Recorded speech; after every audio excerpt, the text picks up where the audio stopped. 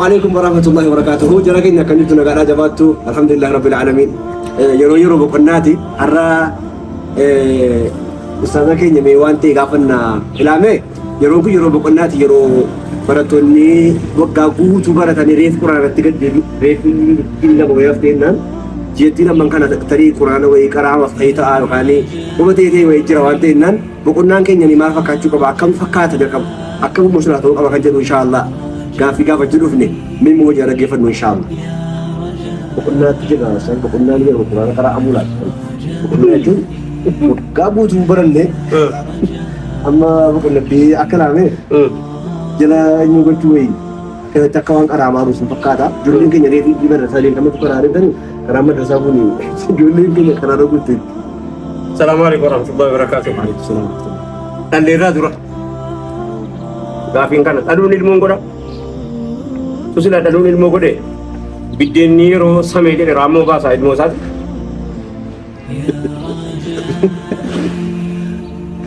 دابون سمي رامو باس إدمورا كرو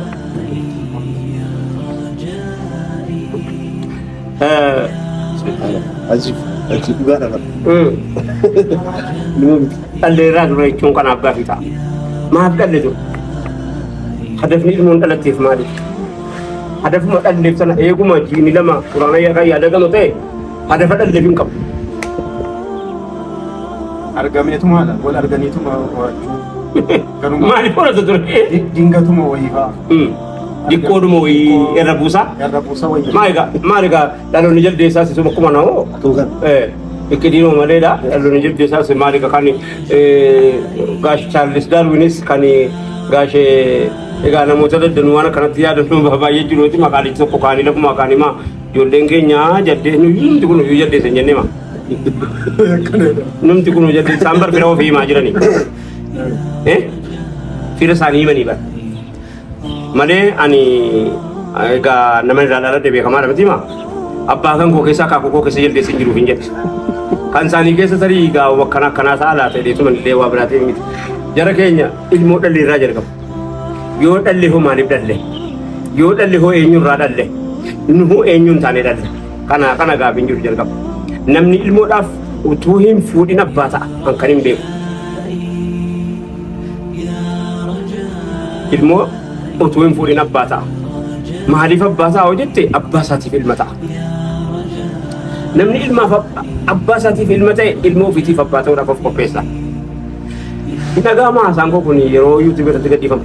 Ilma nagama abbaa ta'e YouTube namni waan akka gadhiisaa oolu kun YouTube jetu yukooti malee ambar ilaaluu isaa emailii yoo ergaa jiraatanii yookaan immoo raayyaa maaqabii kanaan nurra kaa'ame maaqabii kana waan kana nurra jedhame yoo jedhaa jiraatanii ani emailii sin qabu hin beeku garuu faayidaan isaa yoo jiraate immoo nama bira dhufa faayidaan isaa yoo jiraate jechuudha. Komentii an beekee ila gaafii jiraata kana an hin beeku kaa beekee hin banu kaa hangaara keenyaan dhufe. Afajjaasini gaafii ilaamee kanaa gootan guyya ilaamee gaafii sana walitti qabee ati walitti qabeeti gaafii sana walitti qabii gaafii baay'ee isaa jira dhugaadha. Gaafii hangaafatame baay'ee isaa jira gaafii hangaafatame keessaa waa baay'ee waan deebii barbaadu kan namni birinti godhe naaf fide jira baay'een isaa immoo gaafii deebittaa jiru nan beeka battii koo ila ammaa waa biraa sobna amma inni nu haasa'aa jirru kuni intala gara fuulduraatti haadha taatuuf intala gara fuulduraatti haadha taatu intalli gara fuulduraatti haadha taatu dhiiraaf haadha manaa taati intalli gara fuulduraatti haadha manaa taatu abbaa mana abbaa siitiif ilmu intala gaarii taati intalli gara fuulduraatti haadha taatu haadhaaf abbaa jidduudhaa waan bareedu dhaaltee waan hin taane dhaaluu dhiifti bakka ammoo qopheessuu jalqabdi jechuudha maaliin yoo jettu sartifikeetii mana barnootaan barbaachisu bar haadha manaa ta'uudha dirqama ta'eeti malee inumaa salphannee dhukkubarraa fayyaadha moo fayyaa miti jennee mara naati mazabara kan salphina beek salphina gaayaa ga'ee bar fokkina gaayaa ga'ee bar gammada dhaqee fattashamuu mo'amtee kaatee cabdee kaatee cabiinsa kee ofirratti wallaaluudha.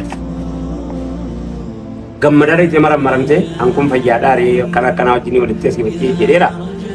Namni dogoggoraa beekiga. Zamanni kun isa akka waan kufaa beeki. Namni kufaa beeki. Garuu irra kuftuun nama rabbitti deebi'u beektu. Eenyuun kufa. Eenyuun kufata. Eenyuun bada. Eenyuun akkam taane ta'a. Kana miti irra baree hedduu nama ammoo nama akkam taane ta'uu ofii beekte rabbitti achi deebi'u. Irra baree hedduu nama isii. Keetti deebi'u jechuudha rabbitti. Keetti deebi'u jechuudha. Ofitti deebi'u. Namumatti deebi'u jechuudha. Ilmoo haasabnaa jiini lama ga'eera yeroo jedhamu waggaa guutuu ilmoon kun ture eeguma jiini lama dhumnaa waa'ee ilmoo kaaseera. Waggaa guutuu bira jiru jechuudha eeguma jiini lama dhumnaa waa'ee ilmoo ka'e. Waggaa guutuu ilmoo astamaarii qofa qaba jechuudha eeguma jiini lama keenyaa waa'ee ilmoo ka'e. Itti kennee galle jechuudha. Yoo astamaariin fokkise mucaan kan koo bareeduu hin danda'u jechuudha. Waan barbaade itti guuttataa jira. Itti guuttataa jira mataatti guuttataa jira. Waan jarri hamaa jarri itti guutanu keessaa hin naqu taanaan kan koo. Waggaa darbee mana daddaa keessa bakka daddaa keessatti gibira maanaaminii jedhamee maqaa wayii odeeffame. Waan akkana jedhamee uummata qawmii luuxu wayii haasa'amee jennaani waggaa tokko haati ijoollee irraa kuttee quraanatti galchite haati yeroo waggaa darbee kana jechuudha. Kuttee quraanatti galchite mucaan tokko ji'a torbatti quraanaa affatee. Ji'a torbatti Yusee Donkoo ji'a torbatti affatee bitu. Uumimaan koo ji'a torbatti juuzii 22ffaa jiru. Igadena dubbe. Amma gaa jechuun utuu mana barnootaa dhaqxee hoo hin danda'ama yeroo sana. Barnoota kanatu iyyuu kan hambaatii jennee hambaa kennee biraa gallee kana taa'eerra. Kanaaf barsiisaa filachuu wallaalle. Bakka barsiisaa hin fidanne filattaati. Eenyuun fidatte filatte. Amma ilmoon nu dhalle yoo ilmoo haadha qabdu taate barsiisaa guddaa mana keessaa qabdi. Yoo haadhatti fuunee irra ta'e, yoo sababa fuuneef qabna ta'e, yoo wanni nuti walitti nu fide jira ta'e, kaayyoo gurguddaa ta'e, tokko lammaffaa intala geessuu qabda, ilma geessuu qabda, dhaamsan sii dhaamu. Qabaaman sii dhaame tun hin qabaanne hin dhaamu. Kan jalqabaa abbaa akka kootiitti hin dhaamu. Abba waan akka gootu ilma kee dhiiraatiin akka jettu naman jaalladhu namatti jaallatu sifan jaalladha naman jaalladhu narkaa fudhu jedhi itti kennatu utuun dhaqee hin qabamin utuun dhaqee taakkootti hin galin utuun dhaqee eega asirratti namni an jaalladhu jedheen intala kan qo'an dura bu'ee waggaa 13 itti himata bareeddii jettee gootu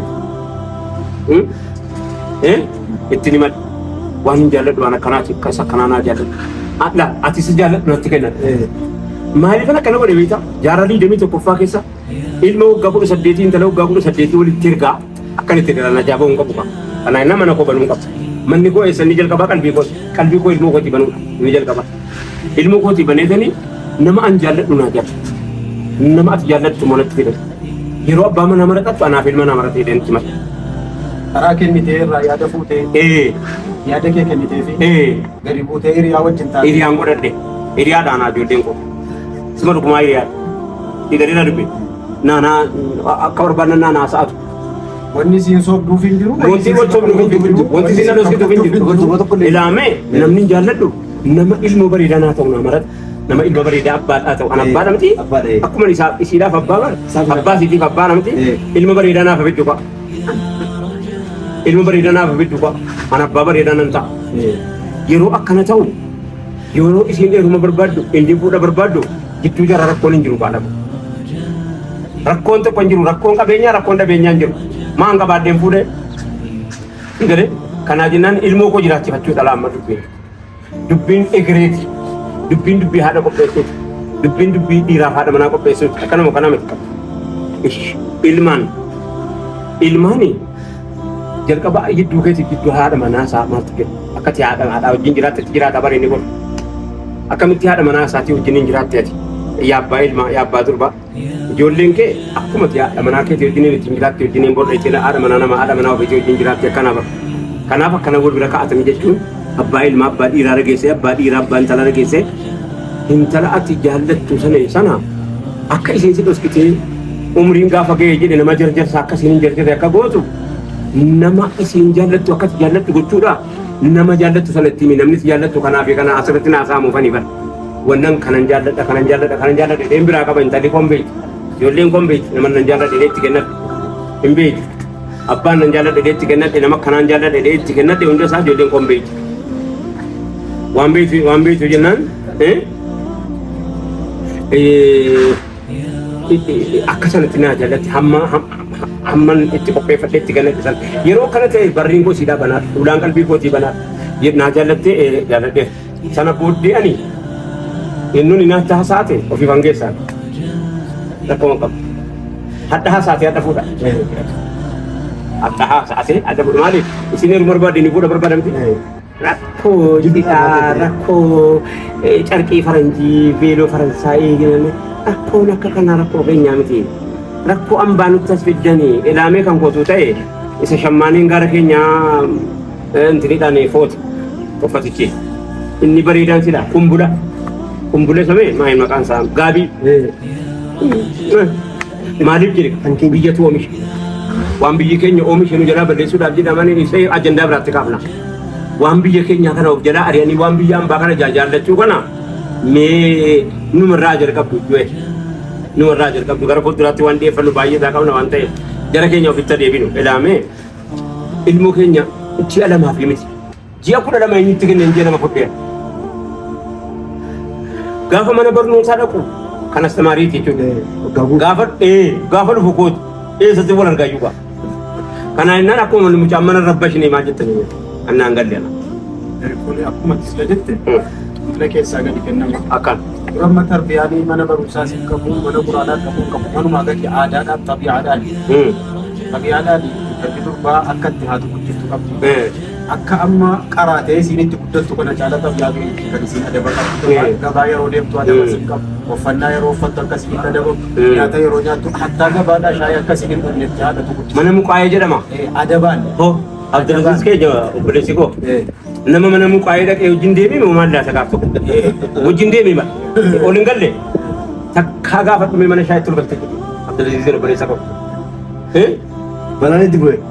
Hidhaa bulee kanatti. Maa intalli abaluu shaayii gabaadhaa. Shaayii gabaadhaa dhiibbaa eenyu haasa'atama. Haasa'atama.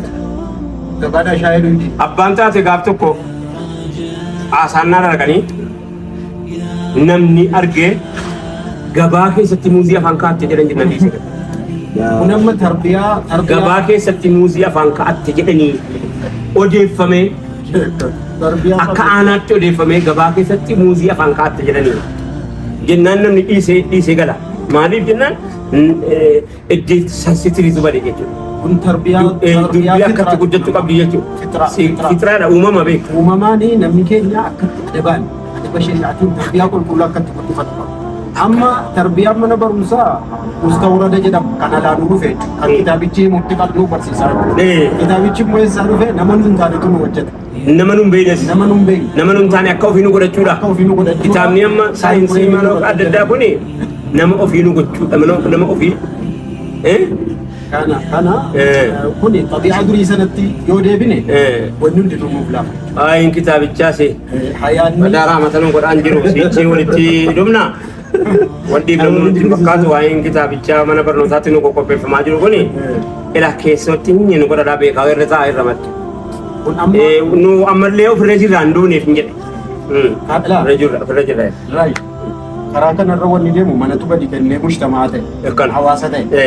Yoo hattuu ta'es mana akka kenne. Manuma gadi kenne. Walitti dhufee karaan kun duriyyees ta'ee nama nagaas ta'e mul'atu. Namni kun hunduu yeroo manatti deebi'e namoota tokko ta'a. Yeroo gadi ba'e biyyata. Inni hattus, inni saamus, inni kijibu, inni haaraa boqotus, waan fedhe hin godhu jechuudha. Namni hundinuu anatu mushtamaa, anatu hawaasaa, anatu karaarra jira, anatu mana hojii keessa jira, anatu mana mootummaa keessa jira, masjiida keessa natu jira, mana barumsaa keessa natu jira jechuu of beekee akkanatti gadi nuu kennuu qaba. Biyyi faranjeeroo amma saree amanattee nama shakkite. nama shakkite. Sareen mana eega. Sareen mana eega baaqoo amanama waa tokko nama jalaan fuudhu. Keessayyootti kennatinee deemte yookaan yoo waan fuudhame barrii fuudhee deemee namni amanamuu dadhabuu keessa. Maaliif jennaan nama leenjisaan jiru jechuudha. Wanni akkanaa wanni kamma adabaa kun wanni kamma akhlaaqa haala tolu namumatti deebisuu kun sila. Mootummaan sochuu hin danda'u waan akkanaa isa kamiin hojjeta kamiin dhiisaa miti. Ammoo jiruun lamman quraana jedhamee ergatamu kanaawu hedduu quraanaa kanattuu sheekiin quraanaa mucaan naqee biroo oolu kun maal karaa isaan jala deemu qaba. Qulqulluu irratti waa barreessaa jiru sammuun ijoollee kana. Waan amma qabatte ijoolleen gadi niiftu waanuma gaggabaabduu bareedduu si waan isin fudhattee mujtamaatti galuu baatu keessanuu fakkaata. Yoo waa biraa dhabee jedhe tuuti akhlaaqa fudhattee galti. Amma fakkeenyaaf jara hoteela barandaa bulanu jara katamaa keessatti fachitti bulanu sana mana akka kennee miti waa jara si fachi jedhee jara masilaa mana keessattuu silaa haadha taanu ilmoodhaaf haadha taanu si fachi jedhanii katamaa keessatti deemanu kanas manuma akka kennee miti ma. Kana innaan manatti deebinu fa'a. Mana keessaa gatta taanu haadhaaf abbaa ta'uu irraa jalqaba. Waa inni gisee ji'a lama ga'ee qofitti khutbaa fudhannee gabbaan ofiin jiru. Ijoollee tarbiyaa iqraa maaloo ijoollee ji'a 12 isa dhiqee ji'a lama gannaa baati boo. Yeroo achi dhaqee mana barnootaa dhaqee miti jala deemuu kan haadhaati. Haadha matee zaban ammaa kana keessa. Kana innaan wanni hin dhaamu ta'u. Haadha kunuunsuun dirqama bakka sana. Haadha bira dhaabbattee haadha amlee siin doomsinnee mee. Haadha jajjabduu jirti, haadha ijoollee jala deemtu jirti, haadha nama gakkennaa jirti waan ta'eef haati ijoollee kana jalaa naftu qalbii isiitti dhaadha hamma gaafa guddatee mana qabatutti dhiira dubartiis. Mee haadha kanaaf hamilee kennuu irratti xiyyeeffannaa utuu goonee gaariidha. Jiini lamman kun ji'a quraanaa qofaa miti, jiini 12 kanuma quraanaati rakkoon qabu inni. Abeet ilaamee. Ida dhummii matee jiru. Ida dhummii waggaatti kan inni. Maaliif beekaa jaraadhaan qabne isa kana ta'e? Maaliif haadha jaraa guyyaa tokko itti dhufte? Iidii haadha inni jari jedhaa jedhanu. Guyyaa 11 haadhaan qabanu. Guyyaa 11 guyyaa 29 haadhaan qabanu. Guyyaa tokko dhufte kan jaraadha. Keenya guyyaan hundi haadha ba'a. Duuteetu haadha. Salaamu alaikum warahmatullah.